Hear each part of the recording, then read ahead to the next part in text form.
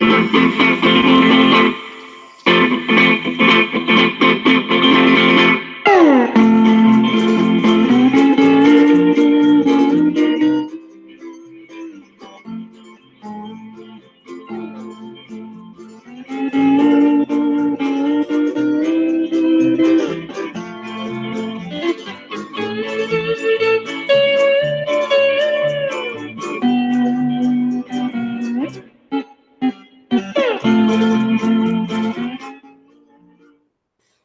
evening, good afternoon. How the heck are you?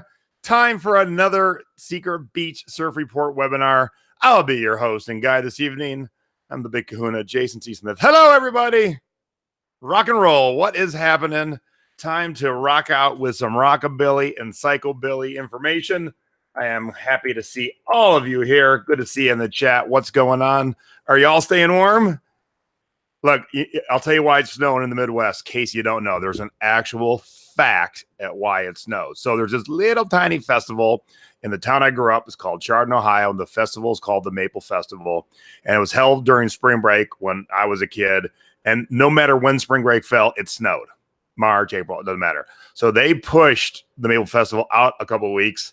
So it's the end of April. It won't snow, but guess what? It's snowing. So Maple Festival's here. It's time to snow. So that's unfortunate for all you who live in that area, but that's the reason. All right. But we're not here to talk Maple Festival or snow or Chardon, small podunk town, Ohio. We are here tonight to talk about rockabilly and psychobilly too. Now, for those of you who just turned in live, let me see a show of hands. Who, before I started talking about this week in the Secret Beach, who was familiar with rockabilly and psychobilly, and or who was just clueless to all of it, or maybe you even heard this word for the first time. So let me know where we're at, and those of you who are live, not that it's going to change what the webinar is since that's done, but I will say I worked long and hard on this webinar. It's pretty good, pretty deep, pretty long, and I finished at 3 o'clock today. I had one of those crazy hectic weeks, and I'm like, I'll get to it, and it really started kicking in last night, and then just worked my ass off all day today. Yeah, Ma, I know Mom's into it. But Ma, you don't know psychobilly, so you can't just say me because you know rockabilly, but I know you don't know psychobilly. So Debbie's a beginner. That's good. Don't know much. All right. So Becky knew the songs, about the official genre title. All right, cool. So, and I said this in the live video I just did. Some of you were there and some of you weren't. But here's why I'm teaching you rockabilly. Because not so much that you might go out and find specific rockabilly items, but a lot of the items that we all find already are good in the rockabilly genre, and you just don't know it. So when you can add a bonus keyword to your description or your drop downs or your title that would draw the eyes that would want it, that's beneficial. And that's kind of, the whole point of the Secret Beach is to teach you new stuff to help you sell more. And you might already have this product and you're aiming it at this one crowd, but oh my gosh, you can aim at a second crowd too. So, and that's why we're talking about it here. All right. We used a Stray Cats album as a Frisbee years ago. Dennis, what? Is that what happens in North Dakota? You guys don't have actual Frisbees? You throw Stray Cat records? What the heck? All right. So let's get right into it and let's start talking. And what is rockabilly? All right. I usually don't write out blurbs like this and read them, but I am going to this time. Rockabilly was one of the earliest styles of rock and roll music and emerged in the early 1950s. The term is a combo of rock from rock and roll and hillbilly from the country music at the time, often referred to hillbilly music in the 40s and 50s. The fashion for the scene is strongly rooted in the looks of the late 40s, 50s, and early 60s. If you were born in the 40s, like my mom, hi mom, it was the way they dressed in the late 50s. Think poodle skirts, cuff jeans, cat rim glasses. Okay, so what is psychobilly? Well, if you take rockabilly and you toss it into a blender with punk rock, old horror movies, tattoos, and hair dye, you get psychobilly. The scene was birthed in the late 70s with the band The Cramps pretty much starting the genre. The scene took hold in the UK in the mid-80s and spread to Germany, where it is still a huge scene today. It's made its way throughout all of Europe and also down under in Australia. I mean, it is worldwide, but there are definitely heavier pockets here: Germany, UK, Australia, and Japan. So you will find, Russia, a lot of Russian ones too. All right. So in this rockabilly, psychobilly scene, car culture plays a huge part in the scene. Rockabilly people tend to lean more towards hot rods and classics, and psychobilly tends to lean more to rat rods. So if you don't know the difference, so this is a hot rod. They have taken a definitely older hot rod and restored it beautifully and kept it restored beautifully. A rat rod is all rusty and dusty and beat up and looks like you just found it in a barn. That's where it sat for the last 70 years. So that's a rat rod. Ground zero for this whole scene is Viva Las Vegas, held every April right here in Las Vegas. So this was year 22 or 23, I think, 21, 22, somewhere around there. And we started going, I forget which year we started going, but it was really tiny and small. And now it is this huge behemoth that takes over the entire Orleans Hotel. So the Orleans Hotel is a little bit off strip, but it's a pretty big hotel. And it starts Wednesday night or Thursday and goes through Sunday night. And everybody dons their best rockabilly and psychobilly apparel. And throughout the weekend, there'll be like 80 bands playing, and they'll play all night. And then there's DJs spinning. And as you can see by the gentleman on the left, a little bit on the older side, and the people I showed you a little bit earlier on the younger side. So there is a huge range of ages. You will find everything from teenagers to 80-year-olds. And this is the valet at the Orleans. So if you just happen to wake up and walk outside and you see the Nissan Pathfinder on the right, and then the four cars in the middle lane, your head might explode. You're like, did something go wrong in Back to the Future? Like, what year is this? It is so funny watching the valets try and drive some of these old cars. Those of you who are old enough to remember 3 on the Tree, when the stick shift was on your column shift, some of these cars are like that, and some of these valets don't even know what the hell that is. So it's always quite entertaining. And here is a shot of the Orleans and the actual Viva Las Vegas vintage car. And as I said, tons of bands. Here's a Reverend Horton Heat, who was on the Rockabilly playlist that I had you play. I had you listen to kind of get you in the mood. And that's Tom Ingram in the left. He's the one is the leader of Viva Las Vegas. And he puts it on every year. I've never met him personally. I've seen him around the event. But man, he puts on one hell of an event. So I took a bunch of pictures this year. So these are fresh pictures. So what happens on Saturday is the car show. So they take over the entire outdoor parking lot of the Orleans. And you have to have a vehicle that is pre-1963. So there's just straight up classics. There's hot rods, there's rat rods, there's trucks, there's trailers, and everything in between. So this was just some of the highlights of this year's show. And there's probably 500, 600 cars in this parking lot, all parked in rows. The bands are playing. There's vendors. You're walking up and down the checking out the cars. As you can see how nice this pink Cadillac is, but see how rusty that rat rod is in the background there. And look at this one, no paint, just a little pinstriping. So this is oh, look at this rat rod truck, and it's a Ford. So basically this is the precursor to my Ford Raptor. This is where it started.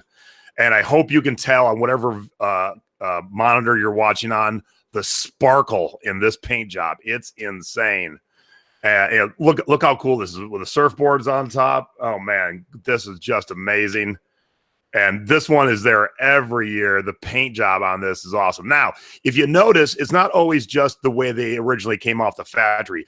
If you can tell, this roof is lowered a lot. There always is a lot of customization that goes on. Sometimes people keep it pure to the way it is, but sometimes people will slam the body, cut down the top. Here's one that's, although the paint job has been updated, definitely has not been altered in terms of height of the vehicle or height of the roof. But I want to show you how short this one is. My lovely wife is almost 5'1", and look how much she towers over this car. That is insane. All right, so that's wanted to give you the flair and what it looks like to hang around the scene. Okay, so I just typed Rockabilly into eBay. Ignore it's the vinyl countdown. That was just an ad in between what I wanted to actually show you. But there's 237,506 live results. There it is. And then I went to closed, not just sold, but closed. So there are 62,809 closed results. And then the solds are 33,029. So of the things that closed, about 50% sold. So that's a pretty good sell-through rate for a specific genre. But also, there is a lot of things marked Rockabilly that aren't, and we're going to get into those. So you always got to take that into account when you're trying to kind of address a scene. People think it's just a good buzzword and they throw it into everything. So I want to steer you clear of that, obviously. All right, let's start with the clothing, because man, you gotta be on point when you go to Viva Las Vegas and all the other events. Stacy and I love the scene. We definitely don't dress that way. Stacy had a very cute Sailor Jerry dress on. I got my Viva Las Vegas t-shirt on. That's about the extent of it. Stacy doesn't do her hair up and all that stuff. But this is kind of the look that they go for. All right. So let's talk about dresses first, because that's kind of where, look, if you're a girl ain't on point, you ain't going. All right. So definitely a lot of tiki seeps into the Rockabilly scene. And this is a vintage 1950s Alfred Shaheen dress. We've talked about Shaheen in the past. What's crazy to me is this is marked as new old stock, never been worn. When I read the whole description, they have 0 pictures of the tag. Blew my mind. How do you sell a vintage dress like this, claiming it's never been worn before, and there is no pictures of the tag? But I decided to hide the prices on some of these things so I can give a big reveal. And yes, this dress just sold for $1,200. Pink taffeta dress from the 1950s. Like there's all kinds of looks, but they're definitely all rooted in the 50s, obviously. Cocktail evening dress.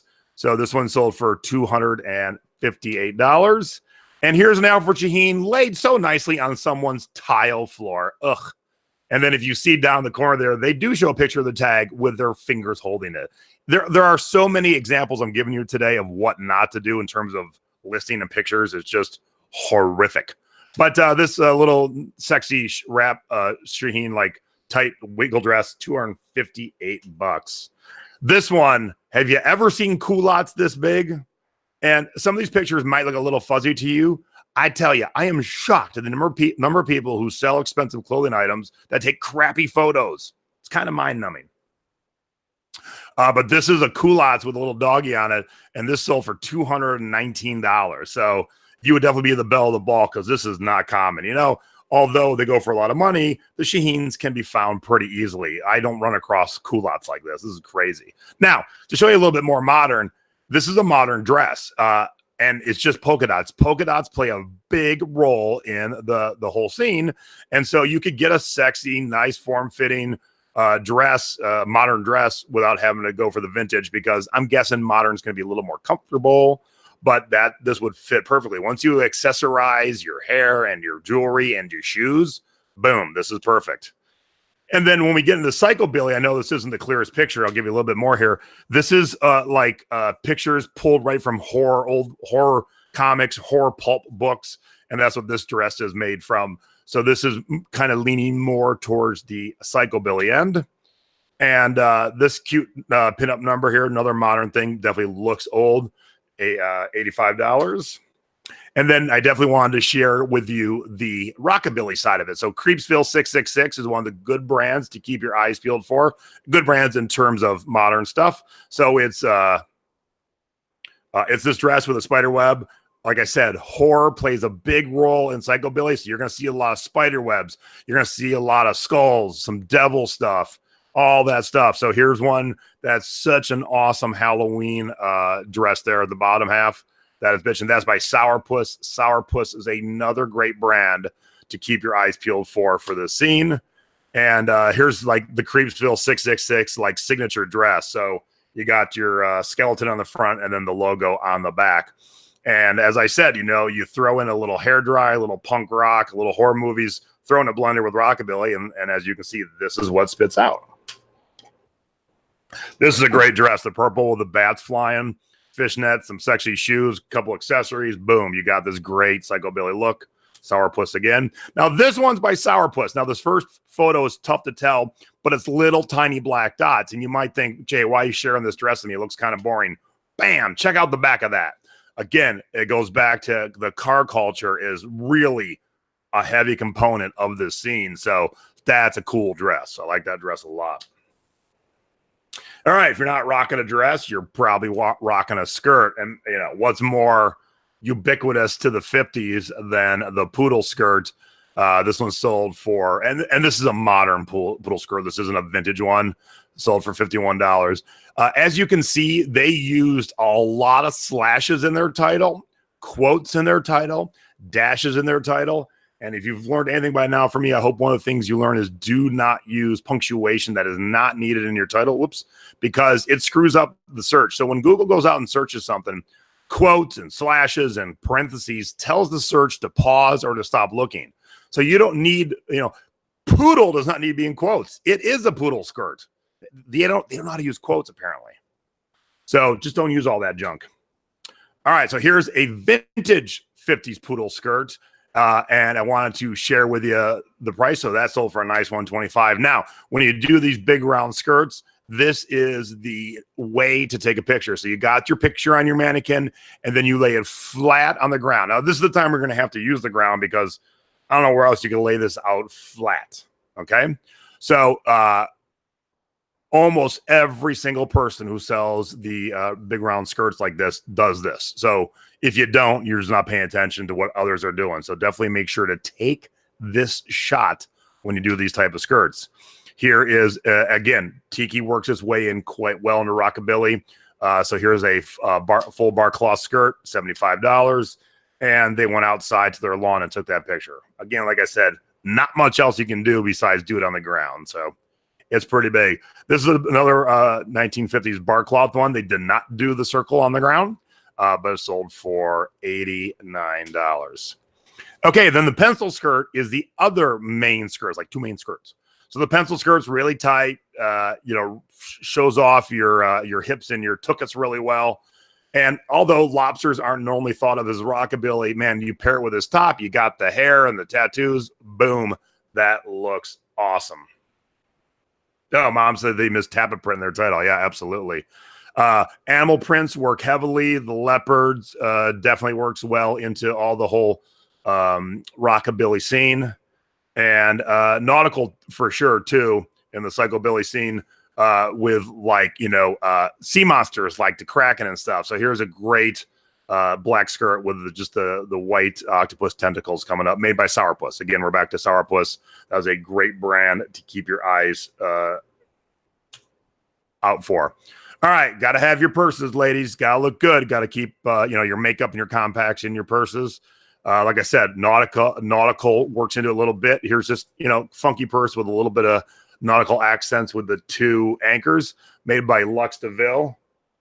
Lux DeVille is another brand you should write down. They make these awesome purses. This is modern. Lux DeVille is a modern brand. And they sell them. Stacy has quite a few Lux DeVille purses in her closet. But then when you go with the vintage, these clear lucite ones, they're all the rage. So the women who carry these are not the women who carry purses where there's, like, you know, 43 pounds of stuff in there and they're digging through and there's an extra pair of shoes and half an eaten sandwich. You know, women who carry this, they're very specific in what they put in it. They got, like I said, they got their little compact, they got their makeup, you know, stuff like that. So the lucite purses, yeah, as Mom said, bring big bucks. Now, here's a Lux DeVille retro version of the lucite pearl purse. So of course a vintage one would work well too, but here's a modern version of it. So you don't always have to wait till you find a vintage version to be in the scene, because nowadays your vintage pieces mix very well with the modern pieces by the companies like Lux DeVille, like Sourpuss, that make stuff that looks vintage. So it all mixes together quite well. And let me pause there for a quick second. Debbie's in the chat. Hi, Debbie. Taking any of your questions. So as I'm going along, feel free to throw your question in the chat, and just make sure to be a little specific if I can't get to it right away, just so I know what I am answering. All right, again, back to the animal print. Here's a Lux DeVille. It's called the Sin City Kiss Lock leopard print. So that worked very well. And, you know, they always have these vinyl looks. It looks like you took a piece of your car seat from your 57 Chevy and made a purse out of it. So here we are back to Sourpuss.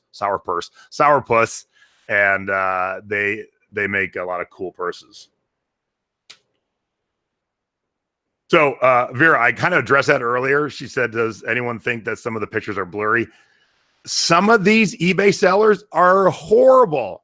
Some of the pictures are blurry. It is not me. It's them. It's crazy. And their problem too is with these purse ones, they're taking stock photos, and oftentimes the stock photos aren't big photos. So when you blow them up, they do get distorted. So, and it also might be your settings, Vera. But yeah, so not everything you're going to see is in focus today. And that's, but I wanted to show the examples. And I wrestled with a few of these. They're so poor pictures, but they're good examples of what to look for. So I just had to throw them in. And then this is one of the purses that Stacy has. So Vince Ray is the artist who does all the art for Viva Las Vegas. And he designs purses and all kinds of other stuff. So this is a Vince Ray purse. And so if you see Vince Ray's name on anything, you're going to be in the rockabilly realm, because Vince Ray is just a rockabilly artist. And now we're back to a little bit of the psychobilly, sourpuss, monsters, tattoos, and rock and roll. And when they say monsters, it's always here's the big three: Frankie, Frankenstein, Bride of Frankenstein, and Creature from the Black Lagoon. You will see those three the most in terms of monsters represented in the psychobilly area. All right, sweaters. Now, no one was wearing sweaters in Vegas last weekend, but when you do rockabilly events in the fall or places that have seasons, sweaters are a must. Now, look how badass this sweater is. I'm bummed that they put it on their half-dead lawn, because also this is a woman's sweater. But boy, by this photo, it looks like a little kid sweater. How great is this Hawaiian scene? And it sold for $400. So again, this is where Tiki leaches into rockabilly. Now, here's the country western side. Here's an old sweater with a cowboy and a cow. And that is awesome. Now, there is this fine line. And here, I'm going to show you some more western stuff coming up between western that fits into rockabilly and western that's just cowboy. And those two things don't go together. So that's what I'm going to try and show you. This goes in the rockabilly motif, sold for $200. And then here is some vintage 1950s rockabilly square dance couple. And this couple shows up on a lot of sweaters dancing. A lot of different kinds of sweaters. I saw 3 or 4 with this couple on it dancing. And this sweater sold for $200. And this sweater, I wish they would have had a bigger mannequin. The sweater looked better, but this is straight up just cows. And that's pretty awesome. That went for $148. And whimsical definitely fits into the whole rockabilly scene, and over exaggerated stuff. And shoot, what was that term when animals have like real looking faces? That's kind of like these two skunks here. Definitely have human attributes. And this cardigan sold for $45. So very cool. All right, so that's women's sweaters, and now we're on to shirts. So Hawaiian shirts do work their way in, but not every Hawaiian shirt. If you would snag a modern Hilo Hattie or Tommy Bahama, Tommy Bahama is not part of the rockabilly scene. But this older one with the lemons and oranges, the citrus, definitely would work well, because I can see the girl with her hair up with the bandana and the cute heels and the lucite purse, definitely rocking this shirt. That one sold for $200. And definitely a lot of midriff halter tops too in the scene. This one, I don't think even had a brand. $100, 19 bids. So that's the kind of product you don't see all that often. And so they, the seller threw it up for auction, and 19 bids. That's a pretty good fight there. Man, I love this one. This is now.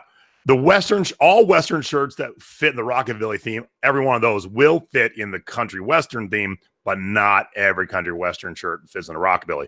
This one's got the pink Cadillac, the guitars, and then on the front, more guitars and the musical notes. That is a badass shirt. When I first saw it, I thought it was a dude shirt, and then I'm like, oh, third word is woman's. All right, that sold for $70.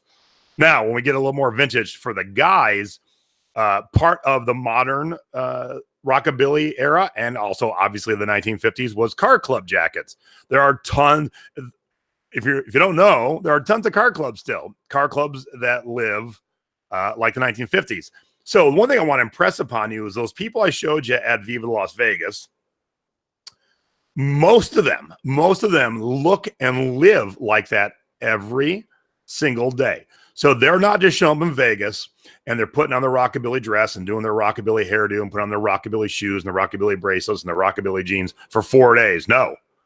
On the following Monday, they're dressed like that too, and Tuesday, and in July, and in December. And wherever they work, they go to work like they work in 1953. So majority of these people are in it hardcore. Like, you know me, I love the tiki scene. I don't wear a tiki shirt every single day, but the average rockabilly / psychobilly fan lives it every single day. So that's why I'm teaching this. Is not just like a weekend hobby kind of thing. All right, so car club jackets. Here was a vintage car club jacket from a club called the Spinners, vintage 1950s or 60s, and that sold for $250. And what you're going to find out with all these types of shirts is, and jackets, there's going to be someone's name on it. Now, Paul didn't necessarily buy this. It is a bonus if you're into this scene and then you find your name. Like if I found this and said Jason, I'd be excited. But just because you find a shirt with monogram with a name or a jacket monogram with a name, don't worry about it. It will still sell. Now, the more common the name, the better chances you have. Paul's pretty common. Here's a Northside Diablos 1950s / 60s pink wool car club jacket.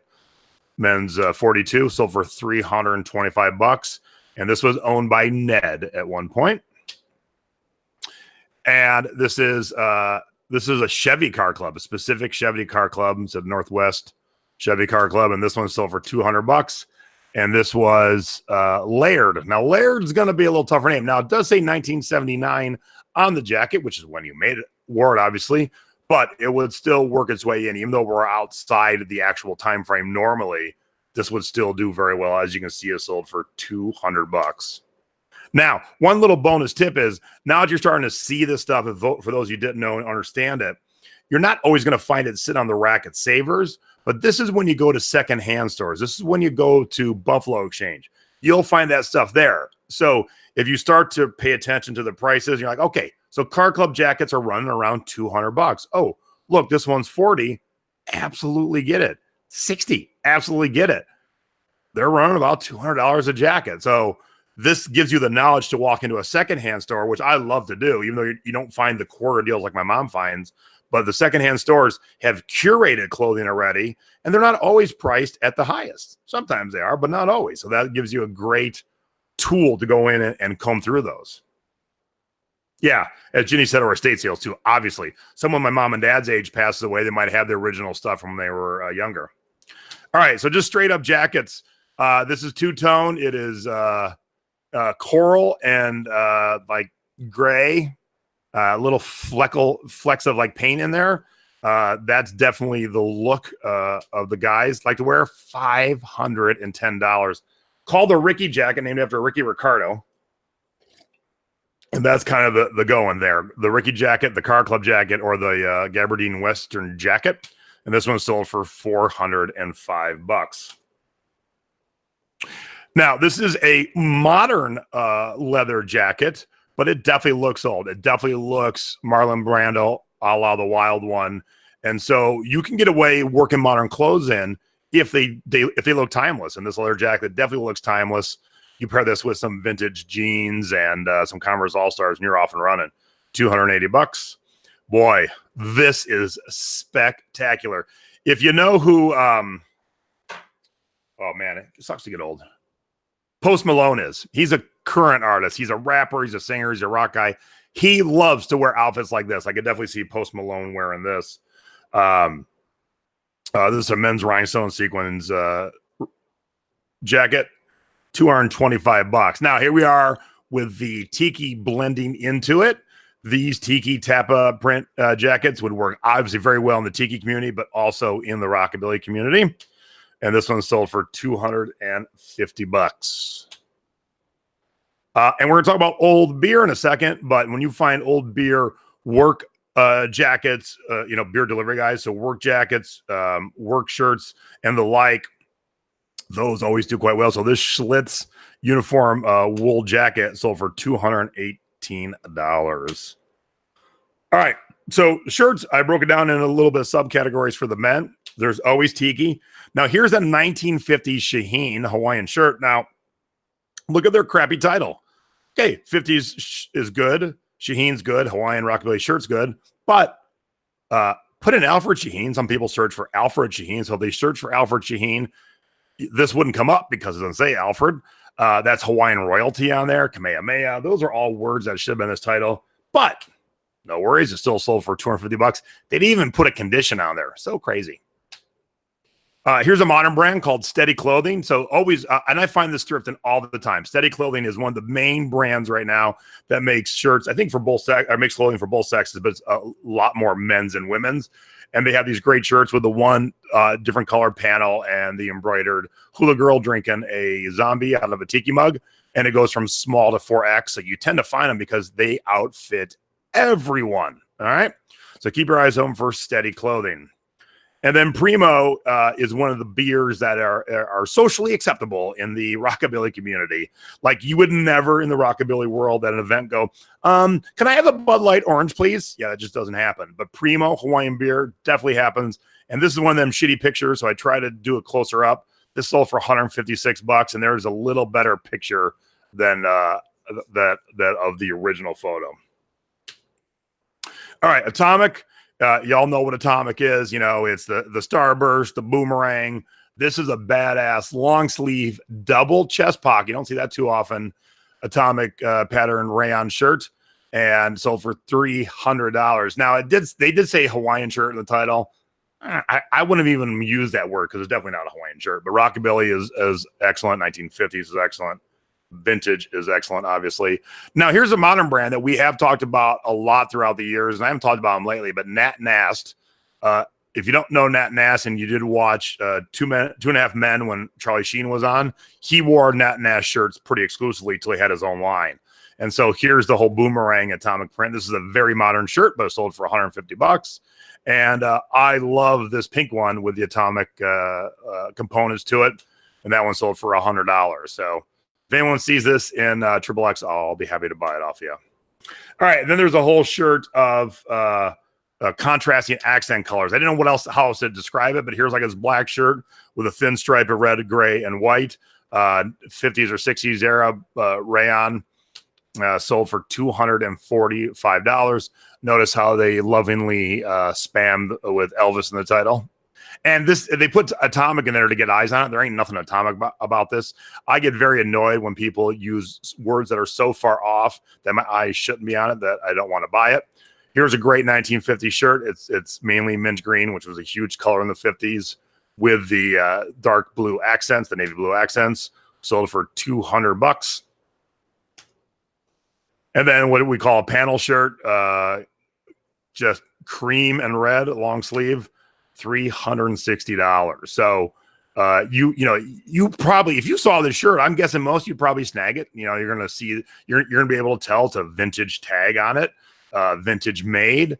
And if it was cheap enough, you're like, yeah, but you would probably not think, oh, I should put Rockabilly in the title. Yeah, this would absolutely look great at a Rockabilly event. Now, I want to point out, you might have seen this on a few of the other listings. You see that VLV in the title? So the event is called Viva Las Vegas, or VLV for short. So VLV has become a secondary term to Rockabilly. It's kind of like Kleenex has become ubiquitous for tissue, or Xerox has become ubiquitous for photocopy. So when you do the Rockabilly stuff, if you got 3 slots left, always throw in VLV. Now, Robert says, are there certain name brands in the tag we should look for? On these vintage ones, not specific. It's even like the Hawaiian shirts. I can talk a few brands that we all should keep our eyes for, like Alfred Shaheen. But back when Hawaii was hot in the 50s and people were going there were so many small mom and pop brands that even 19 years into collecting tiki, I still see new ones all the time. So to make an extensive list, it'd be impossible because there's so many little brands. But you wear modern clothes, so you know the difference. And if you're old enough, you know the difference in the feel between your 2000s clothes compared to your 1980s clothes, compared to your 70s and 60s and 50s. So when you see the tags of these old eras, grab it anyway, whether it's a Rockabilly or not. And then if you're like, okay, what angle am I going on? That's when you pop it in the Thrifting Board, the Secret Beach, and those of us who are well versed are happy to help you. So Jenny said, you know, Shaheen's wife free hand machine stitch pictures on a lot of his clothes. I did not know that. See, Jenny, you're right with me on Charlie Sheen. All right, here comes the Western stuff. Now there's kind of some rules. So Good Embroidery does well. This is Carmen, and that's a good brand to wear in the Rockabilly Western shirts. This one's sold for $250. It's got a couple steer heads on the top there. Man, you throw on some dice, some gambling, that's always good. H-Bar C makes great shirts. H-Bar C shirts sell no matter if they're aimed towards the Rockabilly crowd or just the Western crowd. But again, you do not need quotes. It's not H-Bar C. It is H-Bar C. No quotes needed. This one's sold for $100. And instead of dice, now we got the playing cards because it also blends into the Viva Las Vegas part of it. Now, there are Rockabilly events all over the world, and Viva Las Vegas is definitely the biggest. But anytime you find any of this clothing, men or women's, with the dice or the cards, it really plays a part because Viva Las Vegas is ground zero for this type of stuff. So $80 for this awesome one there. All right, old bowling shirts. They work their way in. It doesn't even need to look Rockabilly, but definitely throw Rockabilly in the title. Not everyone does. So here's from the Olivia Bowling Center, sold for $69 with 17 bids. And this was Lil's shirt. Lil wore the shirt when she bowled. All right, this is Jenny's shirt. And I wanted to show the front first because look at the back. Whoa. Jerry's doggy, coiffeur. Then the address. Can you imagine all that crap on your back? Because that's all sewn on while you're trying to bowl. That's a lot. But that one sold for $80. And this was a bowling team from Okinawa. And that sold for $100. And that was Johnny's shirt. I mean, that's so awesome. I love that shirt. Yeah, Angela says she sells a hell out of old bowling shirts. Yeah, old bowling shirts do well. But if you've never used Rockabilly in the title, do it. People will wear these at the events. All right, jeans and overalls. I'm going to talk a little bit more about overalls and jeans. And you're going to think, I never thought of overalls working their way in. A lot of the guys wear them that will be in the car clubs, okay? So you'll see them wearing the overalls. And these USA Liberties, they're modern. They're brand new. Whoops. They're brand new. And Rockabilly is a good word.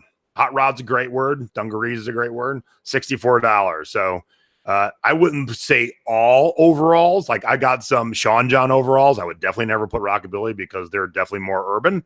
But you got some that, if they look like farmers, they could be Rockabilly.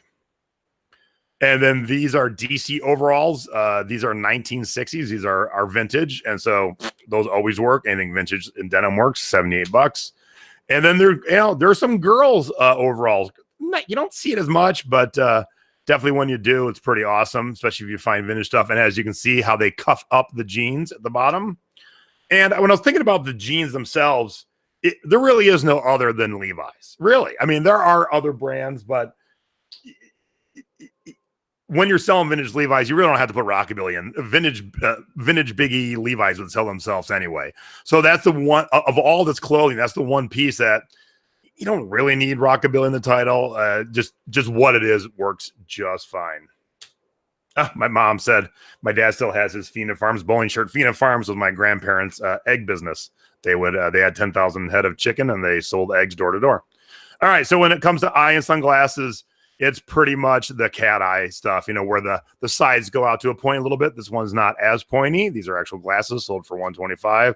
But here's some sunglasses. How badass are those? $105.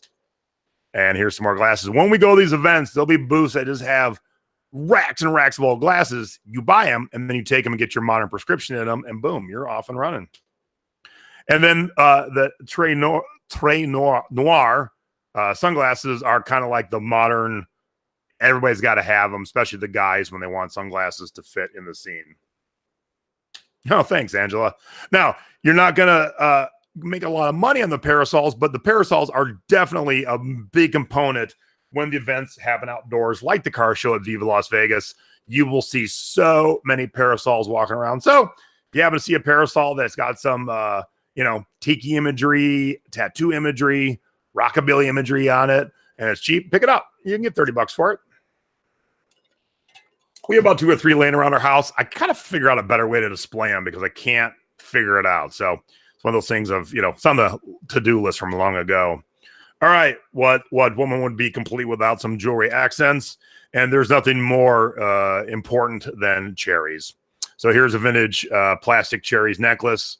Obviously, they put Rockabilly right in the title, $80. Vintage tiki works very well. I was looking for tiki necklaces, and just because it's a tiki necklace, it wouldn't necessarily go into Rockabilly, but anything vintage, so 60s, 70s, would work well in the Rockabilly. So I personally would throw Rockabilly in this title. Modern stuff not always works, but the vintage stuff always will. I can't imagine a vintage tiki necklace that wouldn't work. And we are back to cherries again. This sold for $46 at 19 bids. These were glass cherries. And check this out. This is J. Crew. I wanted to throw this in. It's modern, obviously. It's brand new, but once you take it off the little card, no one knows they're J. Crew, because J. Crew definitely ain't Rockabilly. But man, you throw those earrings on, those are perfect. Stacy was like, oh my God, I love those. Those are perfect earrings for the Rockabilly scene, and they're modern. So you don't always have to have vintage. You can have some modern stuff too. Like I said, dice always works.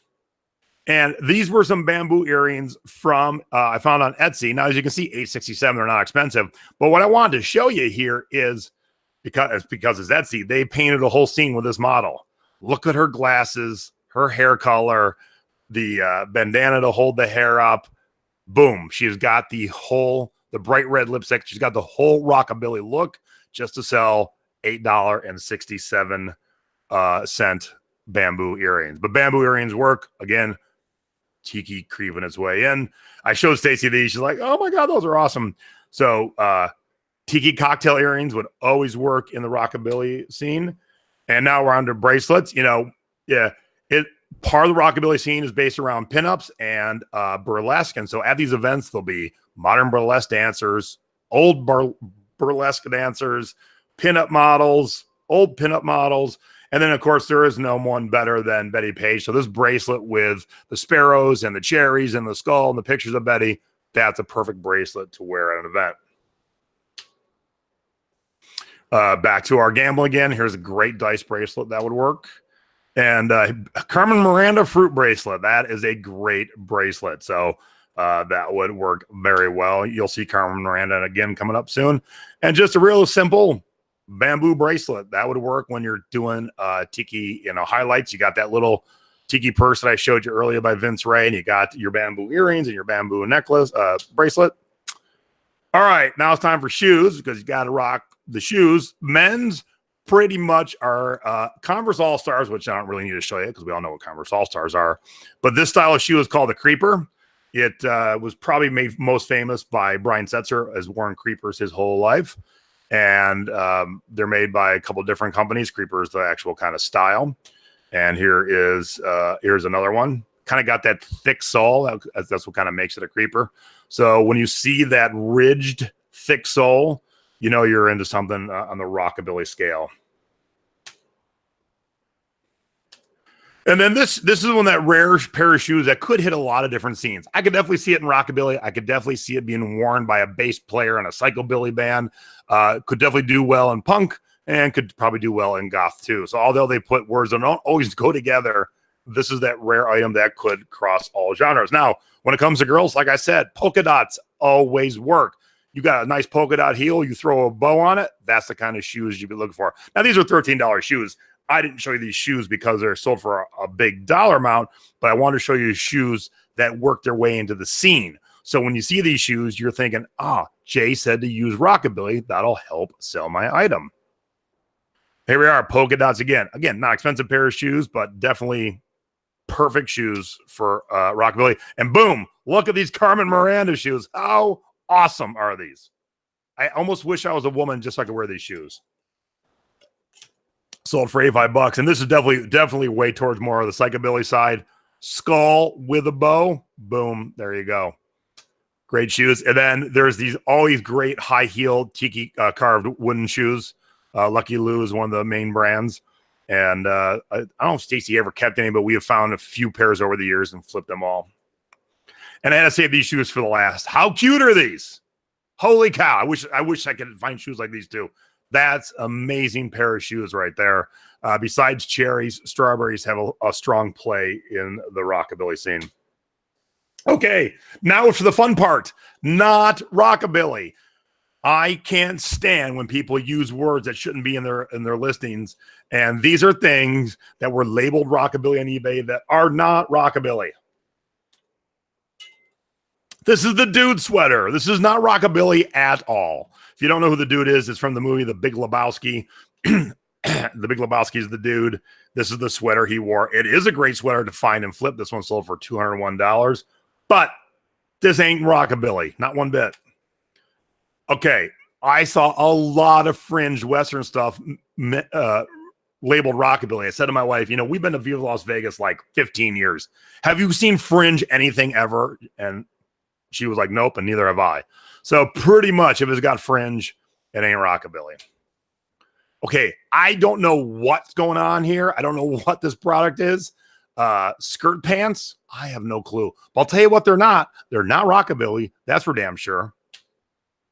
Okay, rockabilly and steampunk, there is no crossover. Those two genres do not go together. These glasses are 100% awesome steampunk glasses. There's nothing rockabilly about this. Anyone who buys that, they're not wearing it to a rockabilly event. Again, these are not rockabilly. This is 100% punk/ska. So not rockabilly at all. A zip-up hoodie with pentagrams. Nothing rockabilly about that. Nothing even psychobilly about that. That's just straight up like, Hot Topic. And black vinyl skirt, not rockabilly. Not a bit. Not one bit. Now, this is the Betsy Johnson cherry dress. The cherries are okay. It's just the cut of, not dress, skirt. It's just the cut of skirt. Really isn't rockabilly. You could pull it off with the right top and the right accents, but typically in the rockabilly world, the skirts don't go all the way to the ankles. So just not the right cut for it. And these are straight up just cowboys. These are cowboy shirts, cowboy hats, not rockabilly. Okay. And I wanted to end on this one for what is not rockabilly. Now, look at this dress. It's sexy. It's good looking. It ain't rockabilly. And I thought, why did this Bebe dress end up in my search when I type rockabilly? So here is their description. For pattern, they picked paisley, floral, painting, and abstract. Okay, all those things actually kind of go with this dress. For design features, backless, bias cut, bustier, cape. There ain't no cape on this dress. Color block, not really. Convertible, cutout, draped, high waist, yeah. Keyhole, pencil skirt, scarf print, sheer, slimming, stretch. Tassels, there ain't no tassels. So as you can see, they're lying. Okay, you ready for the better lies? Ball gown, what? Bodycon dress, huh? Shirt dress, get out of here. Slip dress, two-piece dress. Okay, that's the only one that works so far. Wrap dress, no. High waist skirt, well, it does. Two-piece dress. Okay, are you ready for even worse? You ready? Hold your hats, everybody. Audrey Hepburn, think not. Beyonce, nope. Botanical, okay. Christmas, not a chance. Emo, no way. Flamenco, Harajuku, nope. J-Lo, Khloe Kardashian, Kim Kardashian, little black dress, what? Mesh, netting, New Year's Eve, pin-up, no. Retro, no. Rockabilly, definitely not. Tribal, what? Wedding guest, okay? I have never seen keyword spamming so egregious in my life. Don't do that. Don't do that. And no, it wasn't shipped from China. Somebody here in the United States, they're just going to town using keywords. That is terrible. It's just nice dress, but ain't any of those things. And what? Toilet seats? When I was working last night, I found not one, $75, but two toilet seats. So when it comes to the scene and the cars, pinstriping is king. So some artists pinstriped this toilet seat and did the flames and the pinstripe on this toilet seat. So you'll see a lot of pinstriping. Okay, remember I talked about beer and alcohol earlier? Here's all the classic beers. Ignore the one where I put an X over. That's a modern champagne. So PBR, Pabst Blue Ribbon, is the one, the main beer you drink in the rockabilly scene. But Genesee Cream Ale, Old Milwaukee, Schlitz, Olympia, Hams, Coors Extra Dry, Banquet, all those are perfect. Those are completely acceptable. The number one rum is Sailor Jerry. Sailor Jerry was a 1940s tattoo artist, and the modern rockabilly era kids and psychobilly kids all have Sailor Jerry tattoos, as do I. So that rum works very well. Betty Page has a new rum. I have not tasted it. I don't think it's going to be all that good, but it definitely sponsors a lot of these events, so you'll see it everywhere. Plus, Betty's on it, and Betty's hot. And then good old Jack Daniels. Jack Daniels is a staple in the rockabilly scene too. So it was easy to find some rockabilly and psychobilly looks with Jack Daniels. So if you, and why I'm showing you this, if you find a Hamm's beer t-shirt, if you find a Sailor Jerry sweatshirt, if you find a Jack Daniels t-shirt, those all can be geared towards the rockabilly crowd. Now, what webinar of mine would be complete without the music? So first we're going to talk CDs. There are not a ton of CDs that are worth crazy money, but they don't sell huge. You know, Britney Spears puts out a record, sells millions. Necromantics puts out a record, sells in the thousands. So once a CD goes out of print, like this Hellbound, that's worth about $45. And often the bigger stores will have a rockabilly / psychobilly section. So if you're in a bigger store in a major city, go check out that section. Now, Elvis Hitler, I actually use that top CD in my classes when I'm traveling on the road. And this person sold 3 Elvis Hitler CDs for $45. Well, they did themselves a disservice because that top one, I sold it for $60. So I don't know what the other 2 go for, but I would guess these 3 together should have been sold separately, and they would have made probably about $150. Probably would have been triple their money. And remember I mentioned Japanese? Well, this is J Rockabilly. The J stands for Japanese. And this is a CD collection of Japan rockabilly artists sold for $35. And this is the vintage CD. You want to find Carl Perkins, the classics. Always sells in the $100 range. And this one's only marked as very good, not even like new. And the legendary Shake Shackers are, I would say modern, but they've been around for about 20 years now. This is their one CD that's long out of print. JD's Tasteless Chill Tonic, and just sold for $85. Now, in the psychobilly side, a Zombie Ghost Train, as you can tell by their look, they kind of got a horror look to them. Sold for $33. I've actually sold this CD a couple times. If I recall, this CD actually scared me a little bit. Okay, but here's where the money is, the vinyl. Now, there are so many different small artists I've never heard of. I even bet my mom's probably. All right, Mom, as we go through these, tell me yes or no, or let me know if you've heard of these people. I couldn't give you a complete list of like who to look for, but some of the brands of the records will help. All right, well, here's a modern one first. Here's the Necromantics on vinyl. Demons Are a Girl's Best Friend. Full record sold for $40. And then look at the 45s. This little grid here goes from $610 to $900. Sun Records is a lot of early rockabilly. Meteor Records is a lot of early rockabilly. But now let's get into this. All right, Mom, do you know who Don Willis is? I'm going to ask Ginny, too, because Ginny and Mom are in about the same age bracket. Do you know Don Willis? Because his single was called Warrior Sam, and it sold for $1,094. Got 50 bids. Satellite Records, tiny little label. See, Mom doesn't even know them. So it would be impossible to teach you these, but I wanted to show you the crazy money. So if you're ever seeing some 45s and they're cheap, grab them. You never know when there's going to be a gem in there. All right, so this is Carl Perkins. We all know Carl Perkins. The song is called Movie Mag on Flip Records. And this one sold for $1,050 with 16 bids. All right, Mom, do you know Buck Trail? Buck Trail. Now, I wanted to show the full listing first. Okay, why is there so much wasted space around this record? Get up on your subject and take a picture of it. You shouldn't have all this stupid wasted space. But, yeah, Mom, does you know what this is? This one sold for $1,214, 16 bids. But I wanted to show you a closer up, so I cropped it. So it is Trial Records. And look, all these records don't even have the sleeves with them. Or this one might, but the last one didn't. So these records are so rare and sought after that sleeves don't even matter. Of course, if it does have a sleeve, it's in great condition, you'll get more money. But even without sleeves, these are getting crazy money. Again, why all this wasted space of your carpet around this? Get in close. But Spade Records is a good label to keep your eyes out for. All right, Mom and Ginny, do you know Royce Porter? Is Royce Porter on your radar? 33 bids, sold for $2,161.99. So crazy, crazy money. I hope by opening your eyes to this, one of you, two of you, all of you can find one of these crazy singles. And there's a close-up of the Royce Porter on Spade Records. Okay, another crappy picture. They couldn't even set their camera to take the full object. Look, no picture has the full record in it. This is crazy. But this is Daryl Rhodes. You know Daryl Rhodes, Mom and Jenny?